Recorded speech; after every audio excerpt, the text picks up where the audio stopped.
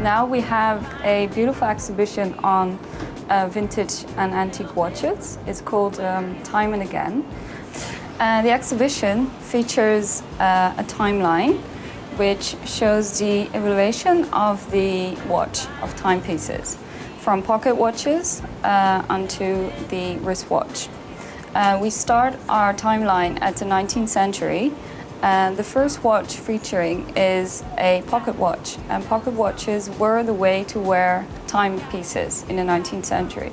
The watches in our collection are typical of the 19th century because they are decorated with a beautiful technique called enameling.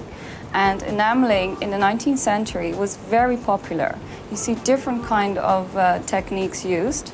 The watch we have in our collection is decorated with guilloché enamel, and it's a beautiful translucent blue color, and it's highlighted with rose-cut diamonds and pearls, and highlighted with gold as well.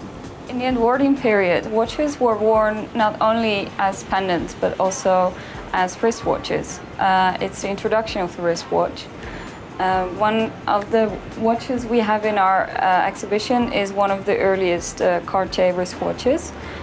It's from 1910, 1911, and it's called the Tortue. And the Tortue is still in production nowadays. The second watch in our exhibition is a pendant watch.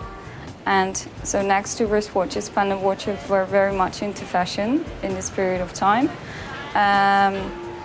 Cartier produced quite a lot of these watches, and the one in our exhibition is decorated with blue enamel, with guilloché enamel, and is highlighted with diamonds.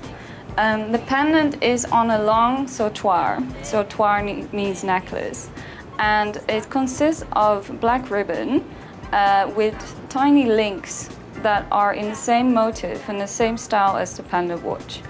The next period in our timeline, and maybe the most important period in our exhibition, is the Art Deco period. The Art Deco period is from around 1915 up to 1925, and it's in the era of the wristwatch, the ladies' wristwatch. You have big brands like Cartier, Jaeger-LeCoultre, and Van Cleef & Arpels making ladies' wristwatches.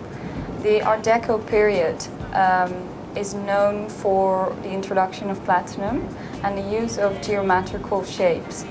I want to introduce quickly two watches in our exhibition of the Art Deco period. The first one being a Art Deco watch by Maubusin. Maubusin was an exclusive French brand from Paris and is well known by its Art Deco designs. The watch featured is made out of platinum, set with diamonds, and highlighted with calibre onyx and sapphire. The dial is very unusual. The dial glass is very unusual. It is made out of a blue sapphire. The next watch in the Art Deco period is a watch by, yet again, Cartier.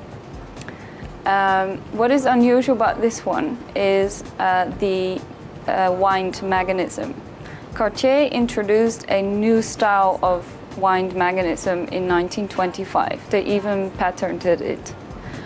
And before that, the wind button was always on the side of the watch. But because the Art Deco period was very much about symmetry and about minimalism, having the button on the side of the watch would affect the symmetry and the minimalistic style of the watch. After the Art Deco period, in our exhibition we feature the 1940s. The 1940s are a period that in a way contrasts the Art Deco period because of the material used. You don't see a lot of platinum and diamond, but there is the introduction of the yellow and rose gold, highlighted with sapphires and rubies. The first watch I want to mention from this period is a 1945 evening wristwatch by Patek Philippe. It's made out of 18 karat gold, and the casing is very sculptured, so it's a very bold design. The bracelet is it's almost like a wheel of a tank, so that's why they call it a tank bracelet. The glass is very thick, and the dial is also made out of gold. It's this small one over here, and it is made out of 18-karat rosé gold, and it's set with small faceted rubies. The way the rubies are set is by a star setting, and the star setting is the shape of a star, and it's very typical for the 1940s. So last but not least, the 1970s, which brings us to the end of our timeline. The 1970s is a very interesting period because the way timepieces are worn there's a big variety. So you can see the reintroduction of the pendant watch next to the pocket watch and also the wristwatch. What is typical of the 1970s is that designers favor yellow gold over platinum and white gold. And with the use of yellow gold also comes the use of precious and semi-precious material as coral, wood, and different types of hard stone as lapis lazuli, malachite, and cat's eye.